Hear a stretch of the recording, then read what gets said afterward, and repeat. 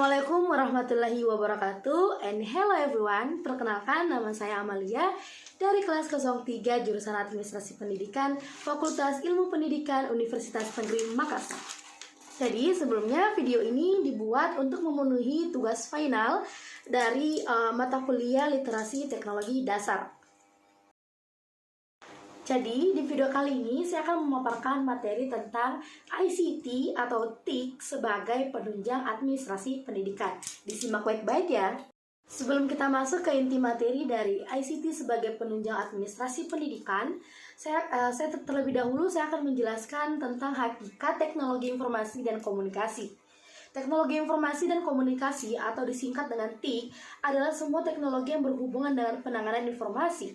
Dalam bahasa Inggris, TIK disebut dengan Information and Communication Technology atau disingkat sebagai ICT. Nah, selanjutnya pengertian tentang informasi. Informasi itu sendiri menurut Kamus Besar Bahasa Indonesia, informasi yaitu penerangan, pemberitahuan, kabar atau berita tentang sesuatu. Sedangkan komunikasi adalah pengiriman dan penerimaan pesan yang dapat juga diartikan sebagai berita antara dua orang atau lebih sehingga pesan yang dimaksud dapat dipahami. Dan teknologi itu sendiri adalah metode ilmiah untuk mencapai tujuan praktis atau ilmu pengetahuan terapan yang dapat diartikan sebagai keseluruhan dan kenyamanan hidup manusia. Nah, yang mana secara umum pengertian dari ICT itu adalah teknologi yang berhubungan dengan pengambilan, pengumpulan, pengolahan, penyimpangan, penyebaran, dan penyajian informasi. ICT atau Information Communication Technology mencakup semua teknologi ciptaan manusia yang berfungsi menyimpan, memanipulasi, mentransmisikan, dan menerima informasi secara elektronik dalam bentuk digital. Sebagai contohnya adalah personal komputer, televisi, email, robot, dan sebagainya. Adapun jenis-jenis media ICT menurut Widyo Siswoyo yaitu yang pertama televisi, radio, komputer, dan internet.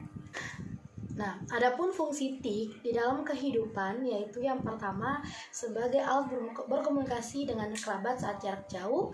Yang kedua, informasi hal apapun semakin cepat diperoleh dan diakses. Yang ketiga, mempermudah pendistribusian karya-karya anak bangsa, dan TIK menawarkan perpustakaan digital yang mudah diakses bagi para pelajar. Nah, selanjutnya kita akan membahas tentang konsep dan fungsi ICT dalam dunia pendidikan. Kira-kira penting gak sih ICT itu dalam dunia pendidikan? Saat ini masih banyak anak usia sekolah yang belum dapat menikmati pendidikan dasar 9 tahun. Dari anak usia sekolah 7 sampai 12 tahun, partisipasi siswa untuk mengikuti pendidikan masih di bawah 80%. Hal ini dikarenakan tidak meratanya penyebaran sarana dan prasarana pendidikan sekolah. Contohnya seperti tidak semua sekolah memiliki telepon dan tidak semuanya memiliki koneksi internet. Dan masih adanya kesenjangan kualitas pendidikan antara kota dengan desa-desa, terutama daerah yang terpencil.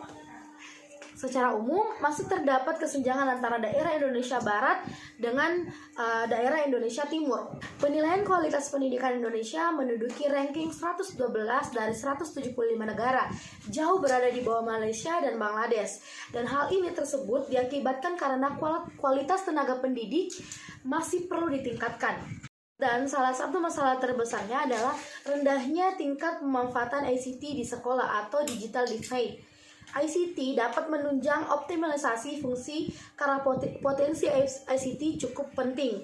Di antaranya itu memperluas kesempatan belajar, meningkatkan efisiensi, meningkatkan kualitas belajar, dan memfasilitasi pembentuk keterampilan dan mendorong pembelajaran sepanjang hayat berkelanjutan, dan meningkatkan perencanaan kebijakan dan manajemen. Setelah mengetahui dari fungsi ICT itu dalam dunia pendidikan, adapun peran ICT sekaligus menjadi pilar di dunia pendidikan, yaitu yang pertama, ICT sebagai gudang ilmu pengetahuan. Artinya dengan ICT sumber ilmu pengetahuan menjadi begitu kaya bahkan melimpah, baik ilmu pengetahuan inti atau core content dalam pembelajaran sekolah maupun sebagai materi penggaya pembelajaran atau konten suplemen. Pada fungsi ini, internet memiliki peran besar sebagai sumber ilmu pengetahuan yang dapat diakses secara luas, yang di dalamnya adalah telah terkoneksi dengan ribuan perpustakaan digital, jutaan artikel atau jurnal, jutaan e-book, dan lain-lain. Dan yang kedua yaitu ICT sebagai alat bantu pembelajaran. Artinya bahwa pembelajaran saat ini lebih mudah dengan bantuan ICT untuk menghadirkan dunia di kelas dan dapat disajikan kepada seluruh siswa melalui peralatan ICT seperti multimedia dan media grafis yang lainnya. Pemanfaatan CD interaktif, video pembelajaran, multimedia presentasi, e-learning termasuk pada bagian ini. Yang ketiga, ICT sebagai fasilitas pendidikan. Dalam hal ini, ICT sebagai sarana yang melengkapi fungsi sekolah sebagai lembaga pendidikan, terutama fasilitas-fasilitas yang bernuansa elektronik, seperti laboratorium komputer, peralatan dari laboratorium bahasa, ruang multimedia, studio rekaman suara, studio musik, studio produksi video, dan editing. Dan yang keempat yaitu ICT sebagai standar kompetensi. Artinya ICT sebagai mata pelajaran yang kita kenal mata pelajaran TIK atau literasi teknologi dasar. Pelajaran ini berisi standar kompetensi dasar dan indikator yang harus dikuasai oleh siswa sebagai bekal siswa dalam kehidupannya atau life skill dan bekal melanjutkan pada jenjang yang lebih tinggi. Nah, dan yang kelima yaitu ICT sebagai penunjang administrasi pendidikan. Misalnya pemanfaatan software aplikasi untuk membantu administrasi pendidikan sekolah, seperti pembuatan jadwal, pembuatan database siswa, pembuatan laporan sekolah dan rapor siswa, pengolahan nilai siswa, dan lain sebagainya. Dan yang keenam yaitu ICT sebagai alat bantu manajemen sekolah, manajemen terkait dengan perencanaan, pengelolaan, penguasaan, dan evaluasi penyelenggaraan pendidikan di tingkat sekolah. Dan yang ketujuh yaitu ICT sebagai infrastruktur pendidikan, infrastruktur terkait dengan sarana dan prasarana yang luas yang dibutuhkan sekolah, termasuk gedung sekolah, ruang kelas virtual, kelas multimedia, dan pembangunan koneksi internet seperti pemasangan tower internet. Nah, selanjutnya kita masuk ke inti dari materi kita, yaitu proses inti TIK sebagai penunjang administrasi pendidikan. Yaitu yang pertama, manajemen siswa atau student management system. Manajemen kesiswaan adalah suatu penataan atau pengaturan segala aspek aktivitas yang berkaitan dengan peserta didik, yaitu dari mulai masuknya peserta didik siswa sampai keluarnya peserta didik siswa tersebut dari suatu sekolah atau suatu lembaga pendidikan. Manajemen peserta didik ini keberadaannya sangat dibutuhkan di lembaga pendidikan karena siswa merupakan subjek sekaligus objek dalam proses transformasi ilmu dan keterampilan. Dan yang kedua yaitu manajemen guru atau teacher management system. Menguasai teknologi informasi dan komunikasi menjadi tuntutan kompetensi seorang guru saat ini guna mendukung pelaksanaan tugasnya. Sehingga setiap guru harus siap terus belajar TIK guna pemenuhan tuntutan kompetensi tersebut. Guru perlu belajar pemanfaatan TIK untuk kebutuhan belajarnya dan kebutuhan tugasnya sebagai pembelajar. 4 fungsi TIK bagi guru menurut Wijayanti itu yang pertama, TIK digunakan untuk membantu pekerjaan administratif. Dan yang kedua, TIK dapat digunakan untuk membantu mengemas bahan ajar, multimedia kebutuhan tingkat menengah. Dan yang ketiga yaitu TIK dapat digunakan untuk membantu proses manajemen pembelajaran, e-learning.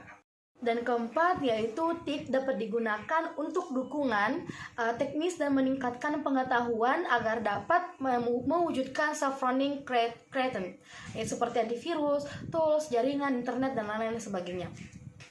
Nah, selanjutnya inti dari proses TIK sebagai penunjang administrasi pendidikan yang ketiga yaitu manajemen kelas atau kelas manajemen sistem. Kualitas proses pembelajaran di kelas yang dilakukan oleh guru akan berdampak pada kualitas hasil belajar peserta didik. Berhasil tidaknya proses belajar mengajar ditentukan oleh kemampuan guru dalam manajemen kelas. Dan yang keempat yaitu manajemen materi atau course management system. Pada dunia pendidikan Indonesia, globalisasi memberi dampak keharusan perubahan pada cara mengajar guru yang dulunya bersifat tradisional berbasis paper menjadi kini berbasis teknologi informasi dan komunikasi. Dan yang kelima yaitu manajemen ekstrakurikuler atau ekstrakurikuler manajemen sistem. Pengembangan potensi siswa dapat berupa penguasaan dalam bidang ilmu pengetahuan, teknologi, olahraga, seni, kepemimpinan, dan sebagainya. Sekolah dapat meningkatkan penguasaan siswa terhadap berbagai bidang sesuai dengan perkembangan ilmu pengetahuan dan teknologi. Tidak hanya melalui kegiatan kurikuler, melainkan dapat melalui kegiatan ekstrakurikuler, baik yang dilaksanakan di lingkungan sekolah maupun yang dilaksanakan di luar sekolah.